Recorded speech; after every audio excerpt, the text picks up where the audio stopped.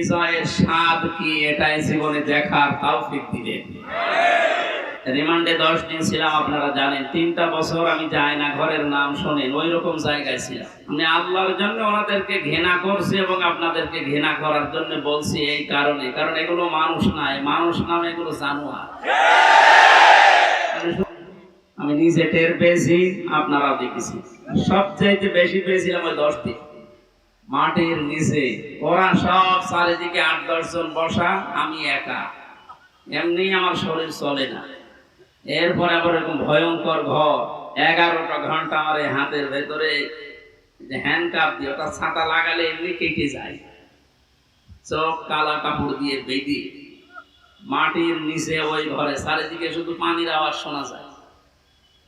এই উপরে 11 ঘন্টা আমার জোহর, আসর, মাগরিব, এশার নামাজ পড়তে দেয়। আমি এশারা করেছি। 10 দিন আগে যার কথায় হাইকোর্ট, জজ কোর্ট, সুপ্রিম কোর্ট, প্রত্যেকটা কোর্ট ওঠা বসা করতো, এখন তার পক্ষে একজন আইনজীবী দাঁড়াবে কেউ রাজি না। তার দলের লোক নেই। লক্ষ লক্ষ মানুষ এই পৃথিবীতে তার ভক্ত ছিল, সন্তান। মানে একটা বিচারপতি দাঁড়াবে, একটা উকিল দাঁড়াবে তার পক্ষ নিয়ে, কেউ রাজি না জালেমের পক্ষে। এখন ডিম খেতে খেতে মরছে, ডিমটা মুখ দিয়ে খেলিতে হয়, কত জায়গা দিয়ে ডিম খাচ্ছে। শহীদ আল্লামা দেলাওয়ার হোসেন সাঈদীকে আমি জীবনে 2 বার মাত্র দেখলাম, জেলখানা একবার আর বাইরে চুয়াডাঙ্গা একবার। এছাড়া সরাসরি দেখা হয়েছিল বিশ্ববিদ্যালয়ে থাকাকালীন, ওই যে উনি যখন এমপি ছিলেন, একবার। খুব কম সময় আমার সাথে, কিন্তু ওনাকে ভালোবাসি আমি না দেখে আল্লাহ। ইন্নাল্লাযীনা আমানু ওয়া আমিলুস সালিহাত সায়াজআলু লাহুমুর রহমানু ওয়াদ্দা। আল্লাহ বলেন, অবশ্যই যারা ঈমান আনে আর ঈমানের দাবি অনুযায়ী যারা আমল করে, সৃষ্টি জগতের ভেতরে তার প্রতি একটা মহব্বত আমি আল্লাহ তৈরি করি। এরপরও আমরা যে কথাটা বোঝাতে চাই যে আমি ওনাকে ভালোবেসেছি, এর আগেও এখনো বাসি, আমি মরণ পর্যন্ত ওনাকে ভালোবাসবো আল্লাহর জন্য, কারণ উনি আল্লাহর দ্বীনের খাদিম। 2 নম্বরে, আমি কাউকে যদি ঘৃণা করি, দেখতে না পারি, সহ্য আমার না হয়, এটা আমার আল্লাহর জন্য হয় না, আমার ব্যক্তিগত কারণ না। হ্যাঁ, আমি রিমান্ডে 10 দিন ছিলাম, আপনারা জানেন। 3টা বছর আমি যাই না ঘরের নাম শোনেন, ওই রকম জায়গায় ছিলাম। আমি আল্লাহর জন্য ওনাদেরকে ঘৃণা করছি এবং আপনাদেরকে ঘৃণা করার জন্য বলছি এই কারণে, কারণ এগুলো মানুষ নাই, মানুষ নাম এগুলো জানোয়ার। শুধু নাম শুনি মনে করেন যে আয়না ঘর মানে চারিদিকে আয়না দেওয়া আছে। এটা কত বড় ভয়ঙ্কর মানবতার সাথে আমরা মানবতা বিরোধী অপরাধের বিচার করলাম। এই ঘরের সাথে যারা জড়িত এ টু জেড প্রত্যেকটা মানবতা বিরোধী অপরাধের স্বামী, এদের বিচার এখনই করা দরকার। আজকে একজন ওর সাথে জড়িত যে সর্বোচ্চ পর্যায়ে, তাদের ভেতরে একজন ধরা পড়েছে অলরেডি। আমরা বিচার চাই, ওর কোনো বিচার নেই। 8-10 বছর, 12 বছর, 14 বছর একটা মাটির নিচের ঘরে, এদিকে 1.5 হাত, এদিকে 1.5 হাত। আপনি কি মনে করেন জিন্দা কবর এটা? এই কঠিন অবস্থায় যারা মানুষকে ফেলে রেখেছিল, আপনি যদি মেরে ফেলতেন, খবর দিয়ে দিতেন যে অমুক মারা গেছে, তারপরও তার স্ত্রীটা বিয়ে করতে পারতেন। তার ছেলে মেয়ে জানতো যে না, মারা গেছে। ব্যারিস্টার আরমান, ওনার স্ত্রীর কাছে আপনি কি জবাব দেবেন বলেন তো? 8-10 বছর তার স্বামী থাকার পরও না থাকার স্বামী, সে জানে না যে বেঁচে আছে কিনা। আজকে একটা ছবি ফেসবুকে সব পাশাপাশি ওনারা বসে আছে, দেখলাম, আমার কান্না চলে এসেছে যে মানুষ, এরপরও কিছু মানুষ জালেমদের পক্ষে এখনো পর্যন্ত সাফাই গাচ্ছে।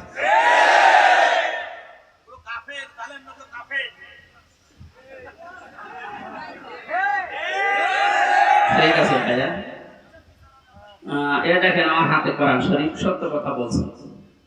আল্লাহর কসম, আমি যে কষ্ট পেয়েছি 3 বছর, আমার কষ্টের কথা আমি আল্লাহর জন্য মাফ করে দিয়েছি, কিন্তু ওনারা যা করেছে ওটা মাফ পাওয়ার মতো না। ওনারা তো আমার শুধু শত্রু না, ওনারা মানবতার শত্রু, আল্লাহর শত্রু। রিমান্ডে আমার সাথে যে ব্যবহার করেছিল, আল্লাহর ভুল ধরতো মাঝে মাঝে। এই যে অফিসার গুলো ছিল, কাউন্টার টেররিজমের এই মেন দায়িত্বে যে লোকটা ছিল আসাদুজ্জামান, মনের মতো আগে ছিল আমার সময় আসাদুজ্জামান, এরপরে এসপি আতিকুর রহমান, শেখ ইমরান, এই বাগেরহাটে বাড়ি। এই মানুষগুলোর আচরণ আমি মানুষের পাইনি। রিমান্ডে আপনি আমার মামলার কথা জিজ্ঞাসা করে যে বিষয়ে আমাকে মামলা দেওয়া হয়েছে ওইগুলো বলেন যে আমি কিছু পারি কিনা, দেখেন না আল্লাহর ভুল ধরে যে আল্লাহর এই কাজটা করা ঠিক হয়। ওরে আমি ভালোবাসবো না ঘৃণা করবো? কার জন্য? কারণ কি, এর আয়াতে হাদিসের পরে যে শব্দগুলো আছে দেখে, যে ব্যক্তি কাউকে কিছু দান করে সেজন্য আল্লাহর জন্য দান করে। এখানে 7 বার আমি আসার চেষ্টা করেছি, লক্ষ লক্ষ টাকা খরচ হয়ে গেছে, কিন্তু আমার উঠতে দেবে। এই জন্য এখানে যদি আপনি কিছু এই খরচটা তোলার জন্য দিয়ে যান, যে ড্রাম গুলো দেওয়া আছে জোর করে না, আল্লাহর জন্য দিয়ে যাবেন। কাউকে যদি কিছু না দেন যে আমি দেব না, তাও যেন আল্লাহর জন্য হয়। এই 4টা কথা যদিও সহজ, কত কঠিন মানা, এখন সে বাস্তবতা চলে এসেছে। এই কঠিন অবস্থায় এই 4টা বিষয় আমরা যারা মেনে চলতে পারি, নবীজি বলেন ফাকাদ ইস্তাকমালাল ঈমান, সে তার ঈমানকে পরিপূর্ণ করে নিয়েছে। এই হাদিসটা আমাদের জীবনে আমল করার তৌফিক আল্লাহ যেন দান করেন, আমিন। আল্লাহর দরবারে শুকরিয়া জানাচ্ছি, যিনি আমাদেরকে বিজয়ের স্বাদ কি এটাই জীবনে দেখার তৌফিক দিলেন। পরাধীন থাকলে যে কি হয় আমি নিজে টের পেয়েছি, আপনারাও দেখেছি। সবচাইতে বেশি পেয়েছিলাম ওই 10 দিন মাটির নিচে, ওরা সব চারিদিকে 8-10 জন বসা, আমি একা, এমনি আমার শরীর চলে না। এরপরে আবার এরকম ভয়ঙ্কর ঘর, এরকম ভয়ঙ্কর অবস্থা, এক এক দিক থেকে এক রকম উল্টাপাল্টা প্রশ্ন করে। বলেন তো কত একটা অসহায় অবস্থায় ছিলাম। আমার মনে হচ্ছিল পৃথিবী বলতে আর কিছু নেই।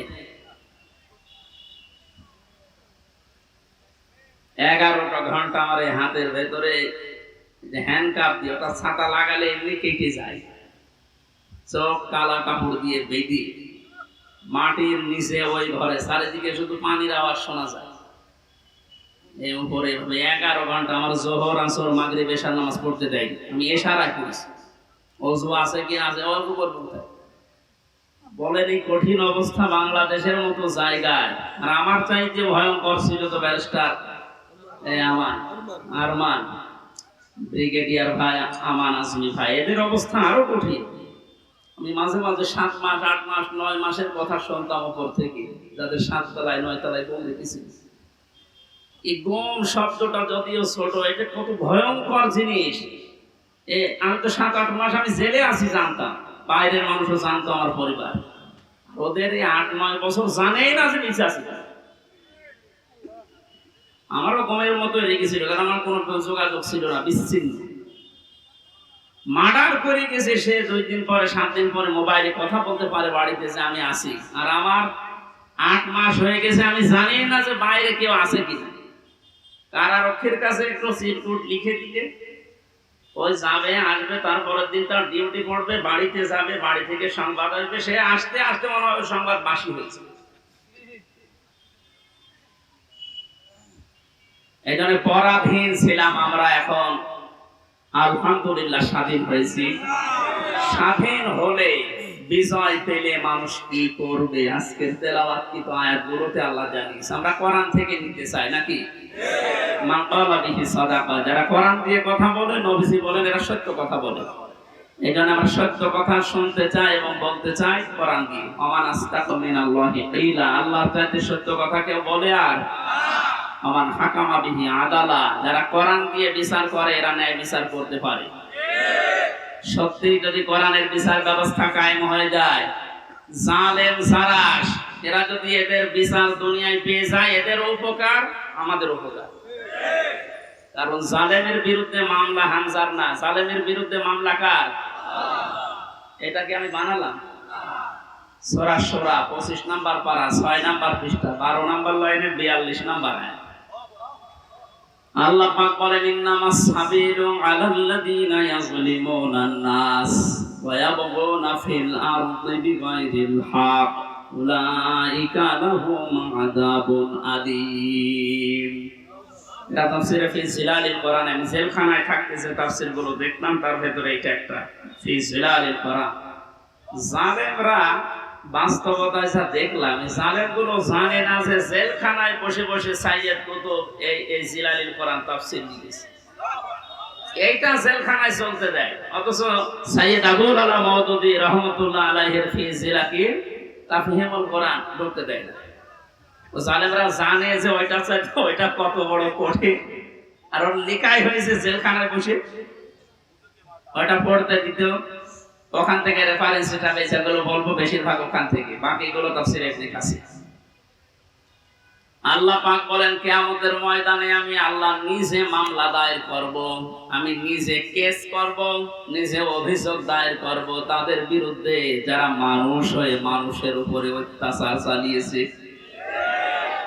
ইয়াজলিমুনা নাস, আল্লাহ ইয়াজলিমুনা এটা মোজারে দিয়েছে, বর্তমান ভবিষ্যৎ প্রেজেন্ট ফিউচার নাস দিয়েছেন আল্লাহ। ইয়াজলিমুনা মুসলিমুনা দেয়, মানুষ হয়ে যারা মানুষের জুলুম উপরে জুলুম করে তাদের অধিকার নষ্ট করছে করবে, তারা মামলার আসামি। হামজা না আল্লাহ? যে বাংলাদেশে 15 বছরে আপনি যা করেছেন মানবতার সাথে, আপনি শুধু হামজার একা মামলার আসামি না কিয়ামতে আপনি 15 কোটি মানুষের এবং আল্লাহর মামলার আসামি। আল্লাহর মামলার আসামিদেরকে আমরা এই মুক্ত স্বাধীন দেশে আর দেখতে চাই? কোনো দরকার নেই। শয়তান যেমন আল্লাহর গজব প্রাপ্ত, এগুলো আল্লাহর গজব প্রাপ্ত। শয়তান একজনের সাথে দোস্তি করেছিল, সারাদিন বন্ধুত্ব করার পরে সন্ধ্যাবেলা শয়তান ওরে ডাক দিয়ে বলছে, বন্ধু সারাদিন তো তোমার সাথে চললাম ফিরলাম খেলাম, আমি এখন আর থাকতে চাই না, আমি গেলাম। কেন? আমি তোমার সাথে থাকতে ভয় পাই। আমার সাথে থাকতে ভয় পাও? সারাদিন তো ছিলে, কে তুমি? আমার পরিচয় তো ওইভাবে আগে নাওনি, আমি হচ্ছে ইবলিশ, সুরত ধরে এসেছিলাম। ও তখন আশ্চর্য হয়ে বলে যে আপনি দূর হয়ে চলে যাবেন আমার কাছ থেকে, আপনার পরিচয় পেলে তো আমি দূর হতাম না। আমি যেতে চাই এই কারণে, কারণ আমি আল্লাহর একটা বিধান মানি নাই। এ কারণে আল্লাহ আমারে একটা সেজদা না মানার কারণে পৃথিবীতে পাঠিয়েছে, তাও লানত দিয়ে। আমার নাম মারদুদ, আমার নাম রাজিম, কত রকমের নাম আমার উপরে দিয়ে আল্লাহ আমার বিদায় দিয়েছে। আর আজকে 17টা সেজদা ফরজ ছিল তোমার প্রতি, একটা সেজদাও দাও না। আল্লাহ রাগ করে তোমার উপর যে গজব নাযিল করবে, ও গজবে আমি শয়তানও পড়ে যাব। ও আল্লাহর একটা বিধান লঙ্ঘন সেজদা, এটা লঙ্ঘন করে যদি ভয় পায়, এই 15 বছরে আপনি 500 বিধানের একটাও মানেন না, আরো মানুষকে মানতে দেন। এর গায়ে যদি জিন লাগে নিয়ে আসবে মা বাবা আমার কাছে, সূরা নাস আর ফালাক এমনকি আয়াতুল কুরসি পড়ে ফু দিলে চলে যাবে, এটা আমাদের বিশ্বাস। যাই, আর আমার তো মনে হচ্ছে এই ঘটনাটা বলার পর শয়তান আল্লাহর একটা মাত্র বিধান সেজদা দেওয়া লাগবে এটা মানে না, কিন্তু আল্লাহর বিধানের এগেইনস্টে নতুন করে কোনো বিধান শয়তান বানায় না। কথা বুঝতেছে? আল্লাহর বিধানও মানে না, এতটুকু শেষ।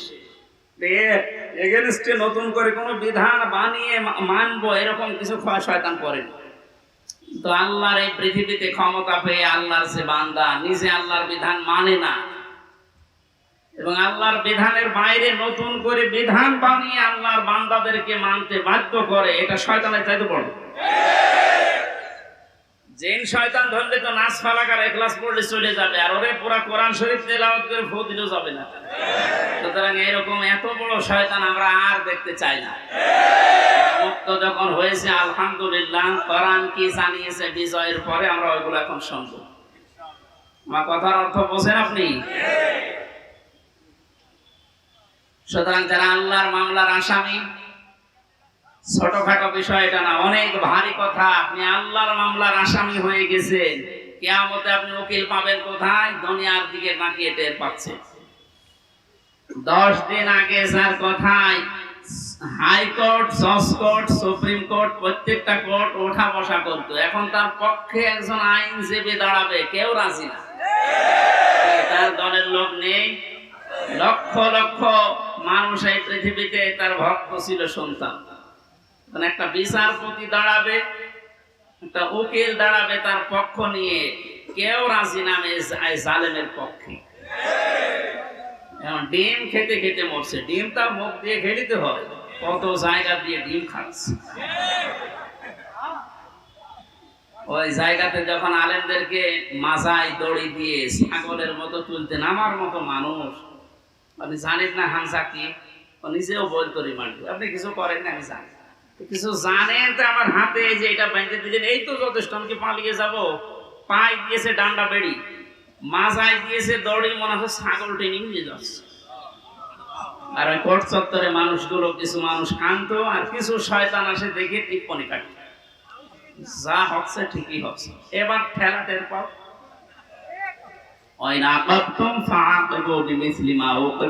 যতটুকু আপনার উপরে করা হয়েছে অতটুকু আপনি করেন, ওর চাইতে বেশি না। অতটুকু করলেও আপনি এই 15 বছর দুনিয়ায় বেঁচেও থাকতে পারবেন না।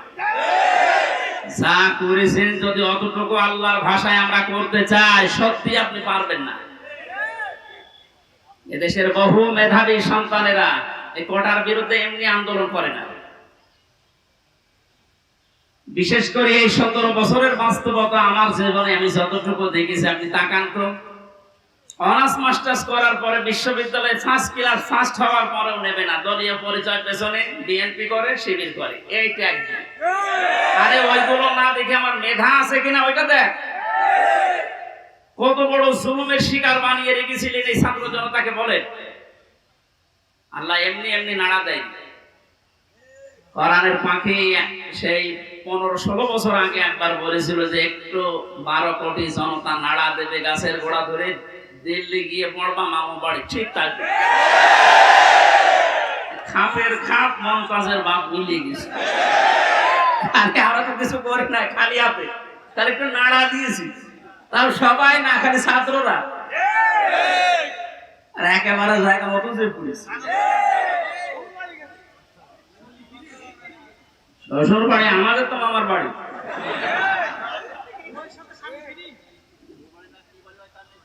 যাই হোক, আমি সে কথা বলতে চাচ্ছি, আমরা কোরআনে কারীম থেকে কথা শুনতে চাই, এবং জালেম যারা তারাও যেন মরণের পরে অন্তত তাদের আর বিচার না হয়, এই জন্য দুনিয়াতে আমরা তাদের বিচার দেখতে চাই। আপনারা আমাদেরকে শত্রু ভাববেন, আমরা আপনাদের বন্ধু, কারণ দুনিয়ায় উপকার করে দিচ্ছি। এই বিচার না হলে আপনি মনে করছেন মাপ পেয়ে যাবেন, কখনো না। আল্লাহর কাছে যা করেছিলেন ওনাকে বলেন, উনি ইচ্ছা করলে মাফ করে দিতে পারে। কিন্তু হামজার সাথে ব্যারিস্টার আরমানের সাথে যা করলেন, এটা আমরা যতক্ষণ মাফ না করব আপনি মাফ পাবেন না। কারণ আপনি আমাকে আর আরমানকে শুধু কাঁদিয়েছেন তা না, আমার স্ত্রীকে কাঁদিয়েছেন, আমার মেয়েকে কাঁদিয়েছেন। আমার ছোট মেয়েটা আজ পর্যন্ত আমার চেনে না, আমার কাছে আসে না, ভয়তে বলে যে হুজুর, ওরকম হুজুর বহু আসে। কারণ সে 8-9 মাস ধরে রেখে গিয়েছিলাম, 3 বছর পর, এখন 4 বছর পর, তো সেটা কি করি? আপনি শুধু আমার একা ক্ষতি করেননি, আমার মা বাবার ক্ষতি করেছেন, আমার স্ত্রীর ক্ষতি করেছেন, আমার সন্তানের ক্ষতি করেছেন, আমার সংসারটা নষ্ট করে দিয়েছেন। সব কিছু এরকম হামসা একা লক্ষ লক্ষ মানুষ এই দেশে আমার মতো ভিক্টিম। আপনি মাপ পাবেন কয়জনে? 1 জন 2 জন 5 জন মাপ, কয়জন মাপ করতে পারে বলে? এই লোকটাকে যদি আপনি মেরে ফেলেন তাহলে ওনার বিচার কি? ওনারও মেরে ফেলা লাগবে। ওনাকে যদি আমি মেরে ফেলি, আমার একটা বিচার, এই যে আমাকে যদি মেরে ফেলেন তাহলে বিচার শেষ। কথা বলছেন আমার? আর একটা সিস্টেম আছে, হ্যাঁ, ওনার স্ত্রী, ওনার মা বাবা, সন্তান আদি যারা, ওরা যদি মাফ করে দেয় টাকা পয়সা নিয়ে, জরিমানা নিয়ে, তাহলে মাফ হবে। তাছাড়া আর কোনো সুরত নেই। ওই 10 বছর 15 বছর 18 বছর 30 বছর জেল দিয়ে ওটা শুধু জেল খাটাই হবে, তার উপর আবার আরেকটা জুলুম হয়ে যায়। কিন্তু ওনাকে মাফ পাওয়ার জন্য কোরআনে কারিমে হাদিসে যে 2টা বিষয় আমরা পাই, 1 নম্বরে ওনারে মাফ পাওয়ার জন্য ওনারে মেরে ফেলা লাগবে। এক কথা বলে না কেন? 2 নম্বরে শুধু মেরে ফেলা না, ওনার আত্মীয় স্বজন যদি টাকা পয়সা নিয়ে দিয়ে বলে যা মাফ করে দিলাম, ঠিক আছে। তাছাড়া মাপ পাওয়ার আর কোন লাইন আছে? লাইন আছে? ওনার জীবন কয়টা?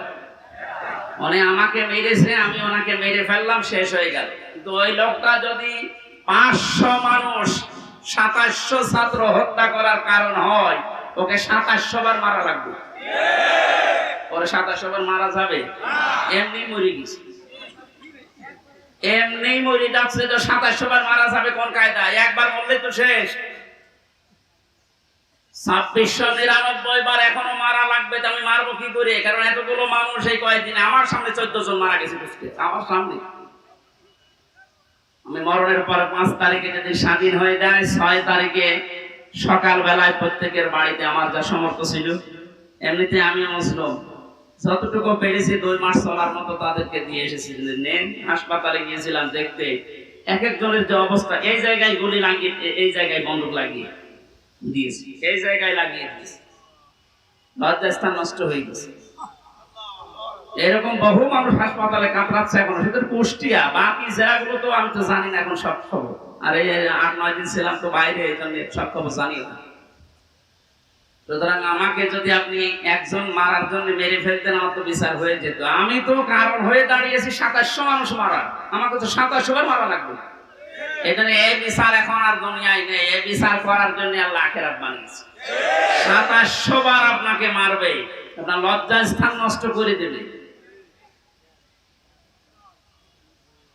এই জন্য বলছি, জালেম যারা আছেন এখনো ফিরে এসে সে সমস্ত মানুষের উপরে জুলুম করেছিলেন, ওনাদের কাছে যান, ওনারা যদি কিছু করতে পারে। তাছাড়া আল্লাহ জানিয়েছেন যে আমি মাফ করবো না, কারণ এটা আমার, আমি দায়িত্ব ছেড়ে দিয়েছি যাদের উপরে জুলুম করেছিল তাদের উপর। এখন তাদেরকে বলেন, ওনারা যদি মন থেকে কিছু করে, তাছাড়া আপনি দুনিয়াও ধ্বংস করেছেন, আপনার আখিরাতও ধ্বংস হয়ে যাবে।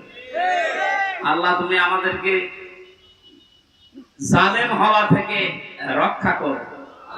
এই শব্দটা শুনতে যদিও সহজ মনে হচ্ছে, জালেম, এটা কত বড় নিকৃষ্ট আল্লাহর কাছে। কারণ জালেমদেরকে আল্লাহ বারবার কোরআনে জানিয়েছেন, আল্লাহু লা ইয়াহদিল কওমাজ জালিমিন, জালেমদের আমি পথ দেখাই না, হেদায়েত দেই না।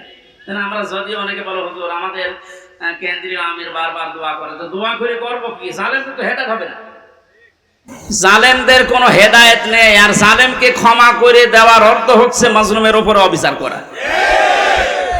আপনি কোনদিন ব্যারিস্টার আজমের আরমান, ব্যারিস্টার আরমানের স্ত্রীর কাছে মাপ পাওয়ার কথা না, সে মানুষ ছিল আপনার মতো।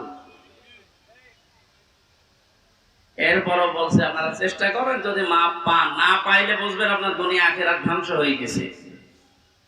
আল্লাহ তুমি আমাদেরকে মাফ করো, বলেন আমিন। কোরআনের বিচার যতদিন পর্যন্ত কায়েম না হচ্ছে, বসে থাকার, থেমে থাকার আমাদের কোনো সুযোগ নেই। যে যেখান থেকে আসি আমরা চেষ্টা চালাবো, চর্ম চোখে দেশে দেখতে চাই আল্লাহর কোরআন দিয়ে বাংলাদেশটা চলছে। কারণ আমরা তো দেখলাম যে বাবা চালালে কেমন লাগে, চাচা চালালে কেমন লাগে, স্বামী চালালে কেমন লাগে, বউ ভাবি সবাই চালিয়েছে, সবই দেখলাম যে কেমন লাগছে। একটা জিনিস এখন দেখতে বাকি আছে, যে কোরআন দিয়ে, আল্লাহর কোরআন দিয়ে রাষ্ট্র চালালে কেমন লাগে, এটা দেখতে বাকি আছে না?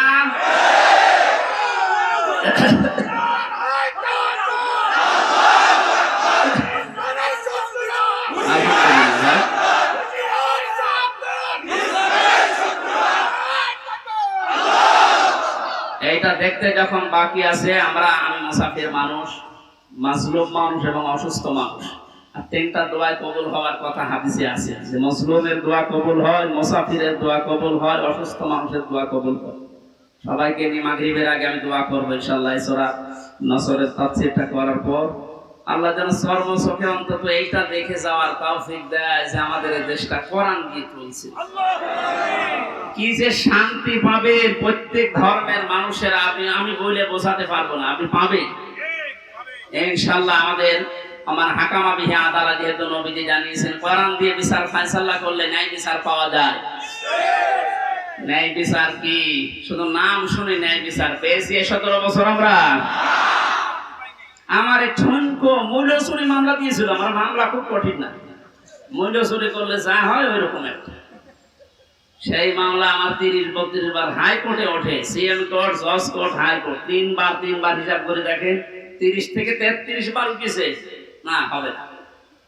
আর এদিকে প্রতিদিন আপনি টিভির সামনে বসে বলি ছড়ান যে আমরা ন্যায় বিচার কায়েম করছি। এই ন্যায় বিচারের একটা নমুনা যা করেছেন বিচার ব্যবস্থায়, যাদেরকে বসিয়েছেন প্রত্যেকটা অবিচার করেছে। আর আমার 164 যে ম্যাজিস্ট্রেট নিয়েছিল, ওই শয়তানকে আমি জেলখানে যাওয়ার 3 মাস পরে দেখি ও ভেতরে ঘুরে বেড়াচ্ছে। এখানে কেন? ও আমার বেকার এই সমস্ত বিষয়গুলো লিখে, মানে একেবারে জালিয়াতি করে সই করি বলছে হুজুর আপনি মাত্র কিছুক্ষণ পরে বেরিয়ে চলে যাবেন, কারণ আমি 161 বুঝতাম ওইসব লাইনের লোক আমরা। এই সিটারে বাটমারি এই 2 নাম্বারই করে বসে খালি সই করে দেন, নিচে আপনার ছোট ছোট মেয়েরা কাটতেছে আমি জানি আপনি চলে যাবে। ওর উপর বিশ্বাস করে আমি সই করে নিচে আসলাম, দেখা সাক্ষাৎ করে আমার ছেলে পাঠিয়ে দিলে আনন্দে আছে যে কয়েকদিন মাত্র বের হয়ে যাবে। ও আল্লাহ সহ্য 164 আমি যা যা বলতে চাইনি ওই শয়তান সব লিখে খালি আমার সইটা বসিয়ে দিয়েছে। পরে জেলখানায় দেখি কাশিমপুরে বললাম কি আপনি এখানে, আপনি কাজটা ঠিক করলেন, জেনে শুনে আমার জীবনটা এভাবে নষ্ট করলেন? বলছে আমার উপর থেকে যা বলেছে আল্লাহর ওলির আমি তাই আমার কিছু করার নেই। তা আপনি এখানে কি? বলছে আমার বউ মামলা দিয়েছে। বউ আমিও মামলা দেবো তোর নামে। এই জন্য আল্লাহ ছাড় দিয়েছিল কিন্তু ছেড়ে দেয়নি। আল্লাহর ধরা বড় শক্ত ধরা, যেটা আমরা আইন মন্ত্রী আরে দরবেশ বাবারে দেখে বসলাম কি দাপট গো। আমি মাঝে মাঝে আইন মন্ত্রী আদালতে দেখতাম, আরে দরবেশ বাবা দেখতাম বসে আছে, আমারে যখন নিয়ে যেত ওই উপরে দেখা যেত যে বসে আছে দরবেশ। দরবেশ যে এই কাম করতে পারে আমার তো কোনোদিন বিশ্বাস হয়নি। দাড়ি কেটে নম হয়ে গেছে, শয়তান পর্যন্ত এখন ঘৃণা করেছে যে আমি এত খারাপ না। বেকার যারা আপনাদের এই দাড়ি রাখায় সুন্নতকে নিয়ে হেয়ালিপনা করা, এই আর কি ঠাট্টা বিদ্রোহ করা, সুন্নত পর্যন্ত কেটে বাদ দিয়ে দিলে কিয়ামতে আল্লাহর নবী আপনাকে বাদ দিয়ে চলে যাবে। আল্লাহ তুমি আবার বলছে মানুষগুলো যদি, আমি আবার বলছি ভুল আর অন্যায় করা এটা কিন্তু এক না। ভুল মানুষ করতে পারে, কিন্তু জেনে শুনে অন্যায় করে ভুল বলে চালিয়ে দেবেন, যেটা এখন চালানো হচ্ছে। অন্যায় যারা করেছেন, অন্যায় করলে মাস্ট বি তাকে শাস্তি পাওয়াই লাগবে। আমরা কিছু না করে যদি শাস্তি পেতে পারি 3 বছর, আপনি করে তো আপনার 99 বছর শাস্তি হওয়া দরকার। প্রথম ছেড়ে যাওয়ার পরে যার সাথে দেখা, একেবারে গেট দিয়ে ঢুকে আল্লাহ সেই কি শাহজাহান জল্লাদ, এরা সাথে প্রথমে হাত মিলিয়েছে। আমার বলছে হুজুর আপনারা আমি চিনি। চেনেন মানে? ওই যে টেলিভিশন আছে ভেতরে, মেমোরি কার্ডে ওয়াজ ভরে নিয়ে আসলে শুধু আপনার আর আজহারি সাইদি সাহেব এদের ওয়াজ দেয়, আপনার আমি চিনি। আপনার নাম কি? শাহজাহান জল্লাদ ভুইয়া। ভুইয়া কেন? আমার বংশের নাম। অথচ 167 বছর না কত বছর জেল, এখনো ভুইয়া ছাড়েনি। এরকম বহু শয়তান আছে, ও মরিয়ে যাবে তা ওই ভুইয়া ছাড়ে না। আবু জাহেলের গলার ভেতরে যেদিন তরবারি চালাচ্ছিল, বলছে কে? নামে আব্দুল্লাহ ইবনে মাসউদ। কি করবি? গলা আলাদা কর, একটু বড় করে কাট। বড় করে কাট মানে? বলে হ্যাঁ একটু বড় করে কাট। মানুষ আমার মাথা দেখে বলছে যে এটা নেতার মাথা। আমার মনে হয় এর মতো এখনো পর্যন্ত অনেক শয়তান, সব শেষ হয়ে গেছে, এরপরও বৃদ্ধি কমছে না। বিভিন্ন জায়গা থেকে ভিডিও বার্তা দিয়ে মানুষকে শুধু উত্তেজিত করছে, আর কোনো লাভ হবে না ইনশাআল্লাহ। আপনি যাই করেন আর কোনো লাভ হবে না, এদেশের মানুষ বুঝে গেছে। ধোঁকা দিয়ে বোকা বানিয়ে বেশি দিন রাখা যায় না। এই জন্য কোরআনের বিচার ব্যবস্থা যদি কায়েম হয়, দল মত এখানে আর নেই। সবাই যেহেতু আমরা মুসলিম, 96% মুসলমানের দেশে কোরআনের বিচার চলবে না মানে? এই কথা বলেন না কেন? এ বিষয়ে কারো দ্বিমত আছে? আপনি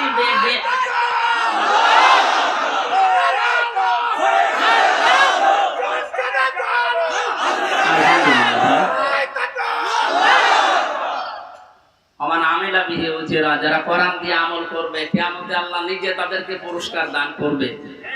আল্লাহ রাব্বুল আলামিন কোরআনের আমল করার মাধ্যমে পুরস্কার যেন আমাদেরকে দান করে। দুঃখজনক হলো সত্য, 500 আমল আছে কোরআনের। কয়টা?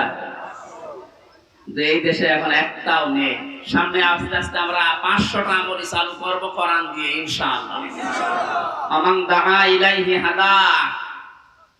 নবীজি বলেন তুমি যদি হেদায়েতের উপরে থাকতে চাও, বড় সুব্বা গায়ে দিলে, পাগড়ি মাথায় দিলে, আর রুহুল আমিন ভাইয়ের মতো এরকম মোটা হলে হেদায়েতের উপরে থাকা যাবে?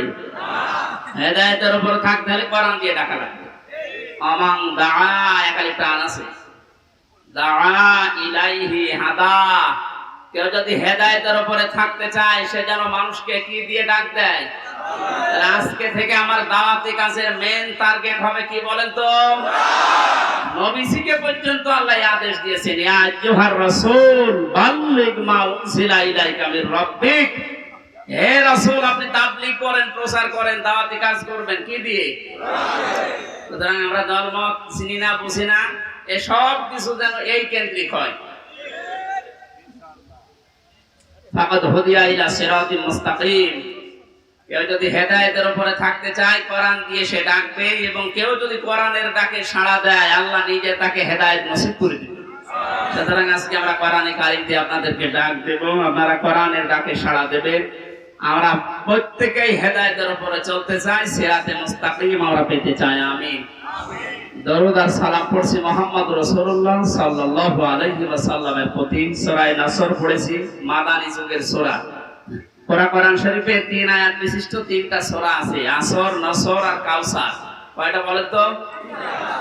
নসর মানে সাহায্য, নসর মানে কি? আর নাসর মানে ঈগল। নুন সাদ র, নাসর মানে সাহায্য, নুন সিন র, নাসর মানে ঈগল পাখি। এজন্য এখানে যারা তেলাওয়াত করেন এই সূরাটা নামাজে একটু মুখ গোল করে পড়বেন। আল্লাহ পাক বলেন, ইদা জা নাসরুল্লাহি ওয়াল ফাত। যখন আল্লাহর সাহায্য আসবে তখন আপনি বিজয় দেখতে পাবেন।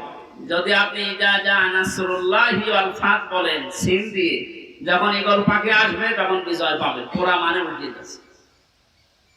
এজন্য একটু খেয়াল করে শব্দগুলো উচ্চারণ করবে। যেহেতু এটা মাদ্রাসা আপনারা বানিয়েছেন, এলাকার মানুষেরা, আপনাদের একটা সুন্দর অন্তত ব্যবস্থা আছে। এই মসজিদ মাদ্রাসা দিয়ে শুধু ছাত্র ছাত্রী না, এখানে বয়স্ক শিক্ষা চালু করে যারা পড়তে পারেন না তাদেরকেও নিয়ে আসে, 2-3টা একটা ব্যাচ করে দেবে। আমার গ্রামের বাড়ি কুষ্টিয়ার হালসা। আমি একবার যে দেখি মানুষ নামাজে একেবারেই নেই। গ্রামে তো যেতাম কম।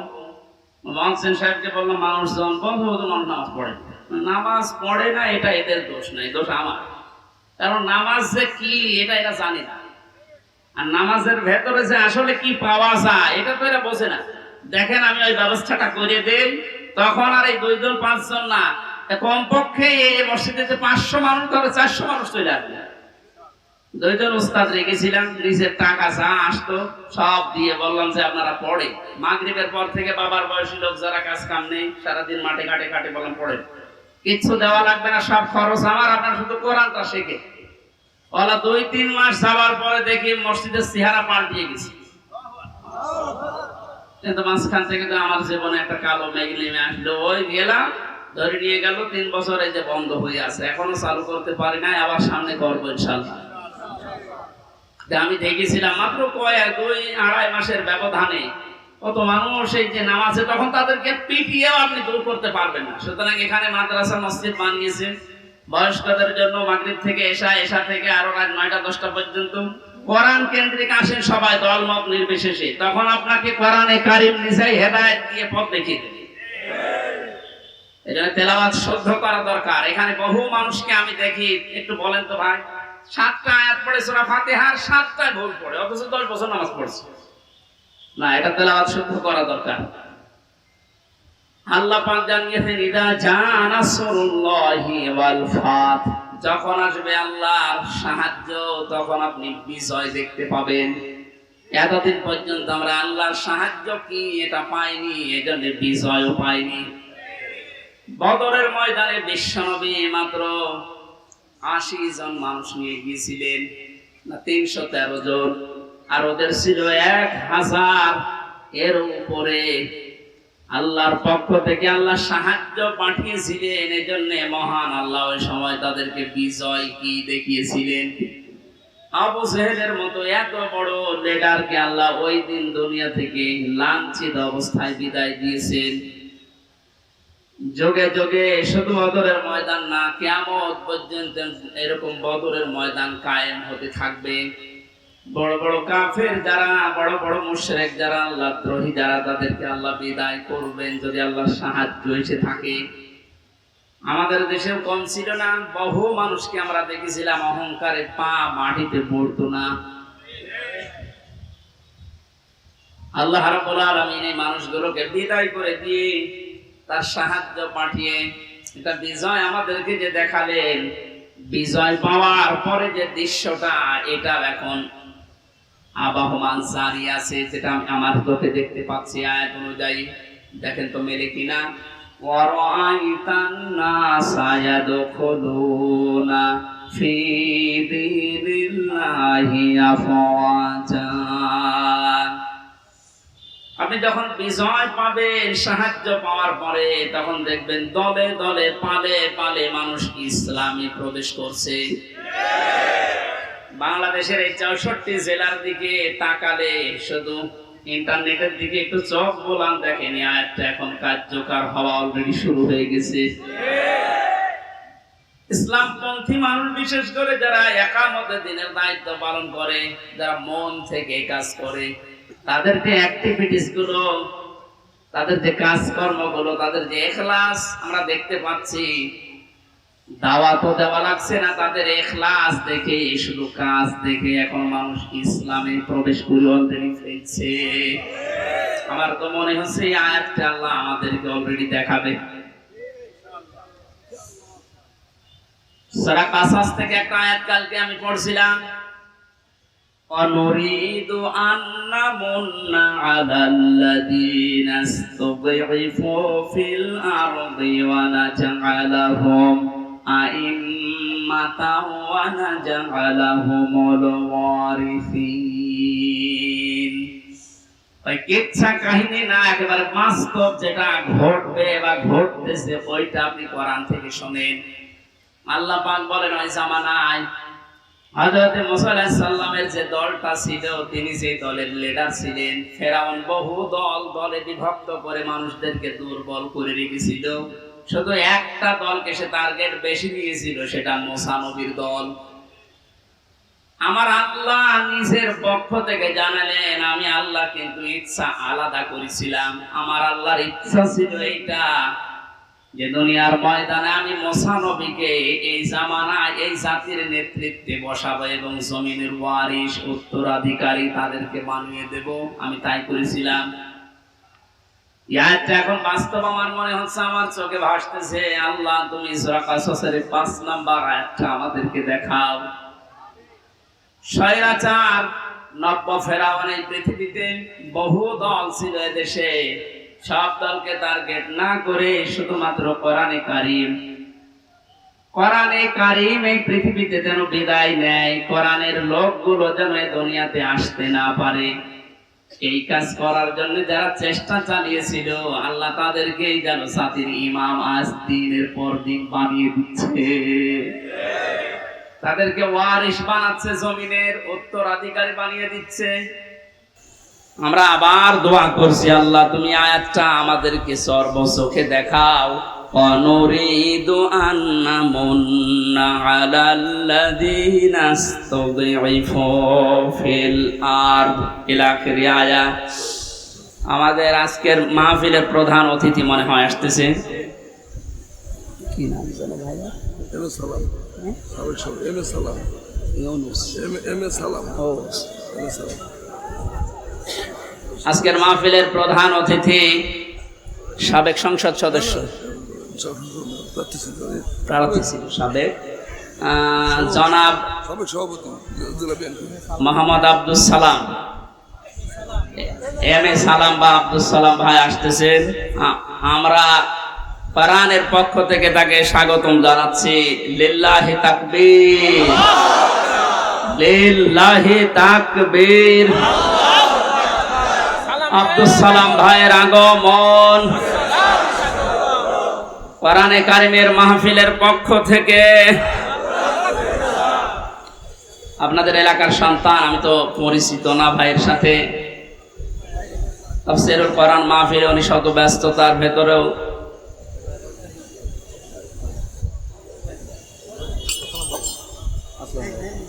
স্বাধীন বাংলাদেশের যে স্বাদ এখন আমরা পাচ্ছি, সেই দেশে উনি এসেছেন। আলহামদুলিল্লাহ। সালাম ভাই একটু পরে কথা বলবে ইনশাল্লাহ। আমরা আয়াতটা শেষ করিনি, আপনারা আছেন তো?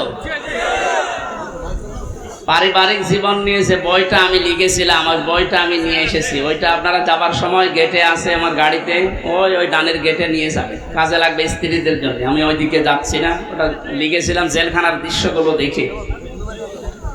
আজকে আমাদের মাহফিলে যিনি এসেছেন প্রধান অতিথি হিসাবে জনাব এম এ সালাম ভাই, উনি আর কিছুক্ষণ পরে আপনাদের সামনে দোয়া নেবেন, কথা বলবেন। আমরা আয়াতটা শেষ করি, যেহেতু তাফসীরুল কোরআন মাহফিলে। অরায়তান নাসা ইয়াদখুলুনা ফি দীনিল্লাহ, কোরআনের আয়াতের দিকে তাকালে আমি যেটা দেখতে পাই, ইয়াদখুলুনা এটা মুজারে, বর্তমান ভবিষ্যৎ, প্রেজেন্ট ফিউচার। ফি দীনিল্লাহ, আল্লাহর দ্বীনের ভেতরে। বলেন তো দ্বীন কার? আল্লাহ। এই দ্বীন কি আমির হামজার? এম এ সালামের? কার? দ্বীন আল্লাহ। বলেন দ্বীন কার? দ্বীনের মালিক এই পৃথিবীতে কেউ না, এমনকি বিশ্বনবী মুহাম্মদ রাসূলুল্লাহ দ্বীনের মালিক ছিলেন না, তিনি দ্বীনের খাদেম ছিলেন। কি ছিলেন বলেন তো? আমরাও দ্বীনের কি? খাদেম। সুতরাং আমরা খেদমত করে যাব দ্বীন ইসলামের, দ্বীনে আল্লাহর এই দ্বীনকে আমরা জমিনে জিন্দা রাখার জন্য চেষ্টা চালিয়ে যাব। কারণ খাদেমের যে কাজ, কামলার যে কাজ, আমরা সেই দায়িত্ব নিয়েছি। আমরা যেন চর্ম চোখে অন্তত এটা দেখতে পাই যে আল্লাহর দ্বীন এই জমিনে কায়েম হয়ে গেছে। যেহেতু সেই পর্যায়ে আস্তে আস্তে আসতেছে, এখন আনন্দ বিজয় কিভাবে উল্লাস করবেন, উদযাপন করবেন, আল্লাহ কোরআনে কারিমে সূরা নাসরে জানিয়েছেন, ফাসাব্বিহ বিহামদি রাব্বিকা ওয়াস্তাগফির। আল্লাহর সাহায্য এবং বিজয় যখন আসবে, তখন আপনি ইস্তেগফার করেন আর হামদ প্রকাশ করেন, তাসবিহ করেন। এখানে তাসবিহ কি? এক একটা সৃষ্টি জগতের তাসবিহ হামদ এক এক রকম। গাছের হামদ হচ্ছে সকালে আর বিকালে ছায়াটা লম্বা করে দিয়ে সেজদা দেওয়া, এটা তার হামদ, তার প্রশংসা। সৃষ্টি জগৎ যে যেখানে আছে ওইভাবে প্রশংসা আদায় করে। আমাদের প্রশংসা আদায় করার মাধ্যম কি? আমাদের যদি হামদ প্রকাশ করা লাগে, একেবারে টোটি পর্যন্ত খেয়ে আলহামদুলিল্লাহ বললাম হয়ে গেল না, এটা না। আপনি এটা খাবারের পরে যে শক্তি অর্জন করলেন, আপনার মেধা, আপনার যোগ্যতা, যা যা পেলেন, এইটা আল্লাহর দ্বীন এই পৃথিবীতে জারি করার জন্য, প্রচার করার জন্য, কায়েম করার জন্য আপনি ব্যয় করবেন, এটা হচ্ছে হামদ। আল্লাহ এই হামদ করার তৌফিক এখন আমাদেরকে দেন। ওয়াস্তাগফির, ইস্তেগফার করা, পূর্বের যে সমস্ত অপরাধগুলো করেছি সামনে আর করব না, সচেতন হয়ে যাব, এই হিসাব নিকাশ করে আমরা ইস্তেগফার করব আল্লাহর কাছে। এই এদিকে তাকান, ইস্তেগফার আর তাওবা এই দুইটা জিনিস কিন্তু এক না। আপনি সব সময় ইস্তেগফার করতে পারেন, আস্তাগফিরুল্লাহ আস্তাগফিরুল্লাহ আস্তাগফিরুল্লাহ পড়তে পারেন সব সময়। সবচাইতে আল্লাহ বেশি খুশি এই শব্দটা শুনলে, যে আস্তাগফিরুল্লাহ, হে আল্লাহ আমি ক্ষমা চাই। আর তাওবা জিনিসটা আলাদা। এই দুইটা শব্দের অক্ষরগুলো এক না, তাওবা লিখতে হলে, ইস্তেগফার লিখতে হলে শব্দগুলো এক না, আবার ভাব অর্থ এক না, এবং বাস্তবে আবিধানিক অর্থ, পারিভাষিক অর্থ এক না। ইস্তেগফার সব সময় আপনি করেন, তাওবা করলে কি হয়? পেছনের অপরাধ শুধু মাফ হয়ে যায় না, ওই জায়গাটা আল্লাহ নেকি দিয়ে ভরাট করে দেয়। আল্লাহ এখানে জানিয়েছেন ওয়াস্তাগফির, হে নবী আপনার উম্মতদেরকে বলেন যারা, তারা যেন বিজয় পেলে লাফালাফি না করে, আনন্দ উল্লাস করতে গিয়ে আল্লাহর বিধানের বাইরে চলে না গিয়ে তারা যেন ইস্তেগফার করে। তাওবা, ইস্তেগফার এগুলোর ভেতরে নিমজ্জিত থাকে। ইন্নাহু কানা তাওয়াবা, অবশ্যই তিনি তাওবা কবুলকারী, ইস্তেগফার করলে তাকে মাফকারী। আল্লাহ এই আয়াতগুলো চর্ম চোখে আমাদেরকে দেখার তৌফিক দিন, আমিন।